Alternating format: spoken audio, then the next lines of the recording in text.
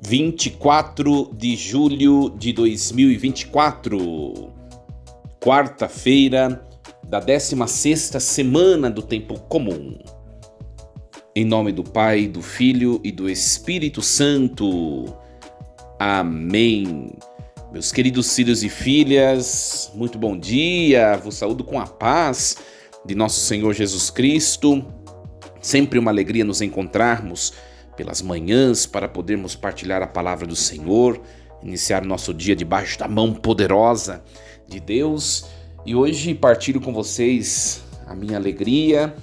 Hoje, dia 24 de julho, eu completo mais um ano de vida sacerdotal. Comemorei junto à minha paróquia no último domingo, dia 21, mas o dia mesmo que fui ordenado foi 24 de julho, hoje. Então, rendo graças a Deus e agradeço a Deus também pela vida de vocês que partilham dos frutos do meu ministério. Não deixem de rezar por mim nesta manhã, neste dia, nesta quarta-feira, para invocar por parte de Deus proteção, né? São tantas as ameaças ao sacerdócio, são tantas as fragilidades que também trago em minha vida pessoal, ministerial, humana. Então, conto com a oração de vocês para, fortalecido no Senhor, possa continuar a missão, né? Dar prosseguimento à missão que Deus me entregou. Meus queridos, nesta manhã nós vamos meditar, iniciar um novo texto bíblico e é muito providente comemorar aniversário de ordenação hoje e ouvir o texto que caiu exatamente para o dia de hoje, né? Deus tem falado muito comigo, muito comigo. Hoje nós vamos iniciar o livro do profeta Jeremias, o capítulo 1, versículo 1 e versículos do 4 ao 10. Palavras de Jeremias, filho de Elcias, um dos sacerdotes de Anatote, da tribo de Benjamim. Foi-me dirigida a palavra do Senhor, dizendo: Antes de formar-te no ventre materno, eu te conheci. Antes de saíres do seio de tua mãe, eu te consagrei e te fiz profeta das nações. Disse eu: Ah, Senhor Deus, eu não sei falar, sou muito novo. Disse-me o Senhor: Não digas que és muito novo. A todos a quem eu te enviar, irás, e tudo o que eu te mandar dizer, dirás. Não tenhas medo deles, pois eu estou contigo para defender-te, diz o Senhor. O Senhor estendeu a mão, tocou-me a boca e disse-me: Eis que ponho minhas palavras em tua boca. Eu te constituí hoje sobre povos e reinos, com poder para extirpar e destruir, devastar e derrubar, construir e plantar. Palavra do Senhor. Graças a Deus. Meus queridos, confesso a vocês, uma vez mais digo, bastante surpreso, até mesmo emocionado. Eu não digo coincidência, mas eu digo providência de Deus. No domingo caiu um texto vocacional, né? No domingo caíram textos vocacionais falando sobre pastores, né? O Evangelho, Jesus, que pega os apóstolos e os toma um lugar à parte, eles que são os futuros pastores da igreja. Hoje esse texto vocacional, né? O chamado, o chamamento de Deus a Jeremias. Confesso que eu estou bastante surpreso, né? Os meus dias importantes têm sido marcados por mensagens muito, muito fortes e muito contundentes de Deus para comigo. E eu acho que para todos nós, né? Não somente para comigo. Hoje nós acompanhamos esse texto do profeta Jeremias. Jeremias viveu na transição do século VIII para o século VI antes de Cristo. E é um profeta que vai viver num tempo bastante complexo, agora no reino do sul, o reino de Judá, né? O reino de Judá seguindo o mau exemplo do Reino do Norte, que traiu a Deus e foi infiel a Deus e foi destruído por causa disso, seguindo esses maus exemplos, começa a cultivar, a promover a idolatria. Então o cenário em que Jeremias vive é um cenário de idolatria. Muita coisa sendo colocada no lugar de Deus, ídolos falsos, costumes pagãos, a perversão da religião. Olha, não é muito diferente dos nossos tempos, né? Porque hoje nós sacerdotes, e eu acho que todos vocês, porque todos os batizados têm a missão de evangelizar, né? Não é muito diferente, nós vemos costumes que entraram na nossa comunidade, na nossa sociedade brasileira, costumes que outrora não eram vigentes, não acontecia dessa maneira. E é uma luta pregar o evangelho, a moral cristã, os costumes cristãos, neste mundo que progride na iniquidade. Né? Nós vivemos num tempo não muito diferente do tempo de Jeremias. É claro que naquela época era uma questão religiosa, eles adoravam ídolos de metal, né? Colocavam como deuses ídolos de metal, de ferro, de bronze, de ouro, né? E ficavam adorando. Hoje em dia não acontece esse tipo de idolatria, mas a idolatria racional, a idolatria, vamos dizer assim, epistemológica, o pensamento que afronta a vontade de Deus, o pensamento contemporâneo, as ideologias, que são deuses que estão gritando e conquistando muita gente, né? E Jeremias, ele é chamado nesse contexto e ele se percebe insuficiente, né? Deus diz: antes de te formar no ventre de tua mãe, eu te conheci. Antes de nascer, né? Antes de nasceres, eu te consagrei e te fiz profeta. Ou seja, Deus já está dizendo a Jeremias: você já nasceu para isso que eu estou te mandando fazer, ser profeta. E Jeremias diz: mas eu sou tão novo, eu sou incapaz, eu não sei falar, como que eu vou... o centro do exercício, né, de um profeta, ou seja, a principal atividade de um profeta é ter habilidade no convencimento, no falar, no expor os seus pensamentos. E eu não tenho habilidade nenhuma. E Deus disse, no fundo, para Jeremias: não diga essas bobagens, não diga que és novo, né? A todos a quem eu te enviar, tu irás dizer o que eu mandar. Ou seja, Deus está falando para Jeremias: sou eu quem vou falar por meio de você. Não é você, sou eu. Simplesmente vá lá e fale o que eu te mandar.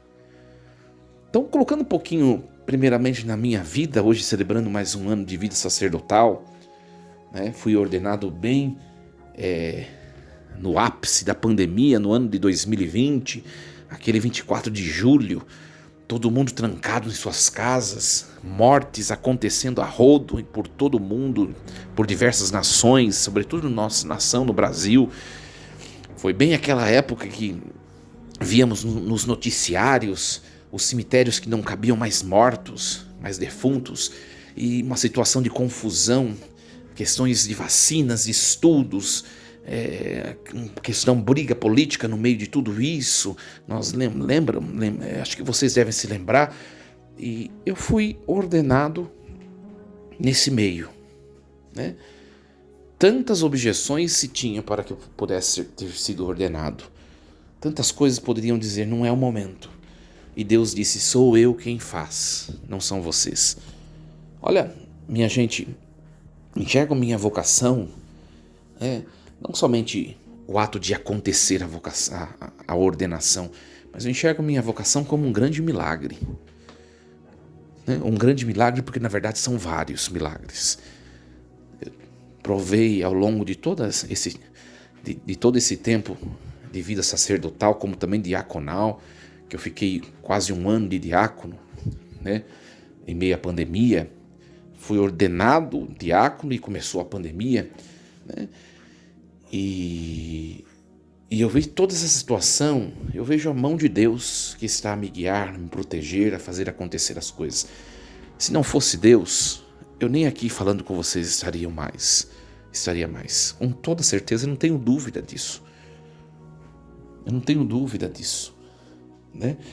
E às vezes, minha gente, nós somos muito desestimulados nas coisas de Deus, porque nós ficamos olhando a nossa fragilidade, a nossa incompetência.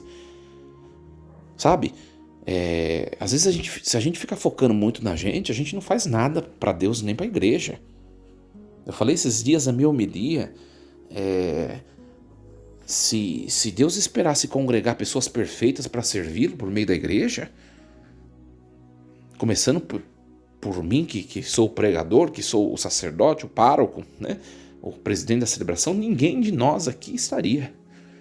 A igreja estaria vazia, somente os bancos, eles convivendo com eles mesmos. Porque ninguém é digno, ninguém é preparado, ninguém tem em si tudo aquilo que a palavra precisa para eficazmente fazer o que ela deve fazer. Ninguém. Pode pegar o pregador mais perfeito, mais eloquente, mais retórico, né? Mais comunicativo que você encontrar na face da terra. Se não for Deus agir, a palavra, por mais cheio de habilidade que ele tenha, a palavra que ele anuncia não vai transformar situações, não vai transformar realidades e corações. É Deus quem faz. Né? Eu vejo no serviço da igreja, sabe, minha gente? No serviço da igreja. Eu sempre digo, você que está escutando minha mensagem, nós temos que aprender que Deus nos chamou para servi-lo. Nós precisamos servir a Deus na igreja com algum carisma, algum dom que nós trazemos em nós. Você está me escutando e você está levando uma vida religiosa somente de participação, Deus te chama a ser alguma coisa a mais. Nós temos que participar, que congregar, que beber do que a igreja oferece, sim, mas nós temos que ofertar um pouco de nós. Começa pela vida financeira, quem trabalha partilhando um pouco do fruto do seu trabalho por meio do dízimo, mas não é somente isso. Também um pouquinho das suas habilidades, virtudes e dons, da sua humanidade, colocar-se a serviço da igreja, de algum modo, mesmo que seja para limpar um banco, que é uma atividade tão humilde, tão simples e que ninguém na massa que constitui a paróquia, ninguém vê. Mas é um serviço primordial, essencial. Dê o seu melhor, aquilo que você sabe, ninguém pode dizer, eu não sei, eu não posso contribuir em nada. Deus nos chama para bebermos espiritualmente dos frutos da evangelização da igreja, mas para também colaborarmos. Às vezes eu chamo algumas pessoas, vem ajudar em tal coisa. As pessoas começam a falar, mas eu não sei fazer, eu não sei o que, o meu tempo, e começam a colocar um monte de empecilhos. Olha, hoje a palavra de hoje está falando assim, você vai colocar a sua fragilidade a serviço. O resto é Deus falando, olha só, sou eu quem faço. Então a gente precisa arregaçar as mangas e ser um pouco mais disponíveis a Deus. Sabe? Às vezes evangelizar não é ter texto bíblico decorado. Você encontra uma pessoa na rua que esteja, um conhecido seu que esteja com o coração dilacerado por algum acontecimento da vida pessoal dele, você o abraça, você diz, o Senhor te ama. O Senhor te ama, o Senhor está com você, força, eu vou orar e o Senhor vai te levantar, olha só. E a pessoa vai se sentir reconfortada, abraçada por Deus. Tem jeito mais nobre de evangelizar do que uma coisa tão simples como esse exemplo que eu dei? Então a gente precisa, minha gente, no dia a dia da gente ser mais de Deus, falar mais de Deus, fazer as coisas mais em nome de Deus e nos colocar à disposição da igreja. Né? Eu vejo em mim tanta impotência diante de tantas coisas que Deus tem me entregue, minha gente, como ofício. Né? Sou pároco aqui nessa paróquia de São João Batista, na cidade de Itu, uma paróquia cheia de desafios também, uma paróquia cheia de desafios. Depois, agora, o bispo me colocou como coordenador regional de pastoral e da pastoral, da ação evangelizadora e da pastoral presbiteral, ou seja, aqui na cidade de Itu, nas 10 paróquias que constituem essa região, eu sou o padre referencial, tanto na ação evangelizadora, missionária da igreja, quanto também no cuidado com os padres, o padre referencial dos padres dessa região. Olha só, tenho capacidade para isso? Não, minha gente, sinceramente não tenho. Quem me conhece sabe que eu não tenho muita habilidade pastoral, né? Eu gosto muito da habilidade formativa. Eu tenho habilidade formativa, isso é meu forte. Agora, a habilidade pastoral não é meu forte. Mas a igreja me chamou, vamos lá. Vou dar o meu melhor, o resto Deus faz, porque Ele quem chamou. Foi Ele quem chamou, né? Sou assessor da pastoral do empreendedor cristão, que agora, depois da pandemia, tem caminhado mais sozinho, de maneira bem madura, bem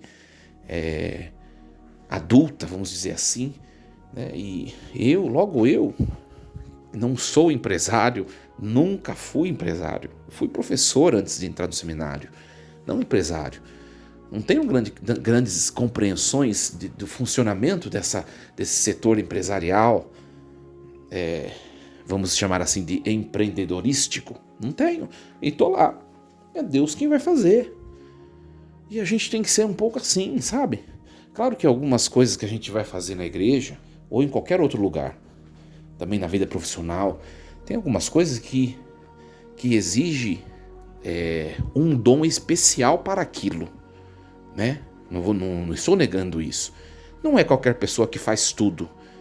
O que eu estou dizendo é que eu posso contribuir com o que eu tenho como dom. Por exemplo, tem gente que vai se meter de cantar na igreja, mas não tem aquele dom. Pode fazer estudar na escola mais top, a melhor escola de música. A pessoa não tem aquilo dentro das suas virtudes humanas como dom. Ela não tem a virtude para aquele chamado, ela não vai fazer bem feito. Discernimento, aí você pega, por exemplo, eu estou dando um exemplo, existem vários, né?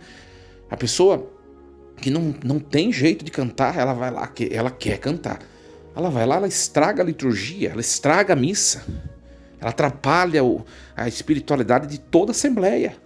Discernimento. Isso vale para qualquer serviço da igreja. Tem gente, por exemplo, que não tem leitura fluente. E se coloca lá para... eu quero ler. Primeiro perceba se você lê bem. Se você não lê bem, você precisa estudar um pouco mais leitura. Depois você se coloca a serviço. Podia dar um monte de exemplos. Isso vale para a vida profissional também, né? Um médico, por exemplo, um bom médico, precisa estudar bastante, minha gente, né? A gente vê tanta negligência médica, por quê? De pessoas que se passaram pela faculdade, mas não viveram a universidade, a faculdade. E aí se tornam profissionais negligentes. Deus os chamou, Deus deu a oportunidade de capacitá-lo, mas a pessoa não aproveitou, né? Eu sempre digo aqui na minha paróquia, e com certeza tem muitos paroquianos me ouvindo por meio dessa mensagem. Olha, vocês estão tendo a oportunidade de aguçar a vida, claro, no âmbito religioso, mas a vida intelectual. Vocês estão tendo a oportunidade, por meio do meu ministério, de estudar bastante a fé. Vocês estão tendo oportunidade também de experimentar Deus por meio de tantas propostas religiosas, tantas missas, tantas devoções, tanta espiritualidade, formações, tantas coisas novas. Eu procuro oferecer aquilo que eu posso. Tem gente que não aproveita. Por quê? Porque coloca outras prioridades no lugar de Deus. Mas dias virão que eu me retirarei, porque todos nós passamos. Tomara que seja longos anos, mas nós não sabemos, né? Pode ser que o próximo, aquele que me sucederá, ele não tenha tudo isso a oferecer. E você teve a oportunidade de beber lá atrás e você não fez. Então, minha gente, não deixe para amanhã para se colocar, para se arriscar em Deus. Faça hoje. Tem informação, vamos lá, vamos fazer, vamos aproveitar. Tem a espiritualidade, devoção, vamos lá, vamos aproveitar. Porque pode ser que dias virão que nós não teremos mais essa oportunidade. Entendeu? Jovens, estudem bastante. Eu sempre falo isso. Porque depois vai declinando os dias, a idade vai aparecendo, né? Quando a gente fala. E é muito mais difícil de você voltar a estudar. Né? Jovens que terminam o ensino médio, não parem de estudar, continuem. Ou se querem dar uma descansada, 1 ano, máximo 2, voltem a estudar, façam uma graduação. Fez graduação, faça uma pós-graduação, não parem de estudar, porque depois vocês vão entrar na vida idosa, a terceira idade, é muito mais difícil de voltar a estudar. Eu já vi pessoas de terceira idade que continuam estudando, fazendo cursos e pós-graduações. Tem gente que faz doutorado, pessoas idosas. Por quê? Porque não parou, não deixou de se arriscar. Né? Fazer coisas novas, inovar no nosso trabalho. Tem gente que tem dificuldade de dar passos, de tomar decisões. Ora, você precisa tomar uma decisão na sua vida, vai lá e faça. Se não der certo, você volta e faz de novo. Né? E aí fica enrolando numa coisa da vida que não te leva pra frente, que não te... Sabe, se arrisque. Não deu certo, volta e faz de novo. Né? O tempo passa, minha gente, e em algumas coisas é melhor nós nos arrependermos de termos feito. Aliás, é melhor nós não nos arrependermos de não termos feito. É melhor. Né? É melhor nós olharmos e falar assim, nossa, eu fiz e não deu certo. Mas pelo menos você vai falar assim, eu fiz de novo. Do que você olhar e falar, será que teria dado certo se eu tivesse feito? E aí você vai levar isso no coração. Eu não sei se daria certo porque eu não tentei. Tente, se lance, se arrisque. É claro que com prudência, com inteligência. Estou dizendo para você ir lá e descabeçadamente e fazer coisas na sua vida que sem calcular, sem pensar nas consequências. Não é isso. Mas preveja mais ou menos e fala, vai dar certo? Vai. Então bora lá. Bora lá e faça. Então, minha gente, a palavra de hoje, no fundo, Deus está dizendo, sou eu quem vou fazer. Você só precisa ir, Jeremias, me obedecer. Vem até mim e vá. Sou eu quem vou falar quando você estiver lá. E aí o texto de hoje termina, Deus dizendo, não tenha medo de ninguém. Eu vou te defender. E aí Deus toca a boca de Jeremias. Olha, Deus estende a mão e toca os lábios de Jeremias. Eis que eu ponho as minhas palavras em tua boca. Olha que bonito. Meus queridos, Deus, eu não sei o que você tem como intento, como projeto na sua vida pessoal, na sua profissão. Eu não sei o que você tem vivido, porque somos muitos. Somos muitos que estamos rezando, orando e refletindo a palavra juntos. Cada um tem uma história diferente. Mas uma coisa eu te digo, a mão de Deus está estendida sobre você. Deus toca não somente seus lábios, mas a sua mente, o seu coração, as suas mãos, os seus pés, tudo aquilo que você precisa para exercer aquilo que você tem como sonho. O que cabe a você e a mim? Simplesmente nos decidirmos a partir em missão, a fazer, a se lançar. As mãos de Deus estão sobre nós. As mãos de Deus estão apontadas, estendidas sobre nós. O resto depende de nós. E o texto termina, eu te constituí hoje sobre povos e reinos, com poder para extirpar e destruir, devastar e derrubar, construir e plantar. Parece um pouco, nossa, Deus está fazendo Jeremias ser uma pessoa má? Como assim? Extirpar e destruir, devastar e derrubar? Deus está mandando Jeremias fazer isso? Sim, tem coisas na vida que já não pertencem mais a nós mesmos. Tira, extirpa, derruba, devaste, afaste. Sabe? Sonhos antigos, projetos antigos, né? Decisões antigas que você fica insistindo que não dão certo, está vendo que não dá certo? Vida nova, passos novos, olhar para frente.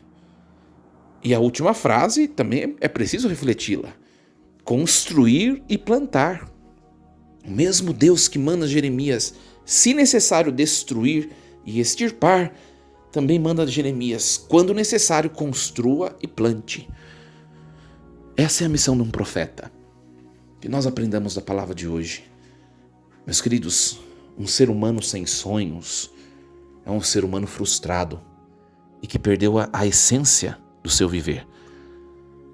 Alimentemos os sonhos de Deus em nós. Alegria, coragem, força. Deus os abençoe em nome do Pai, do Filho e do Espírito Santo. Amém. E lembremos-nos sempre, Deus está no comando de tudo.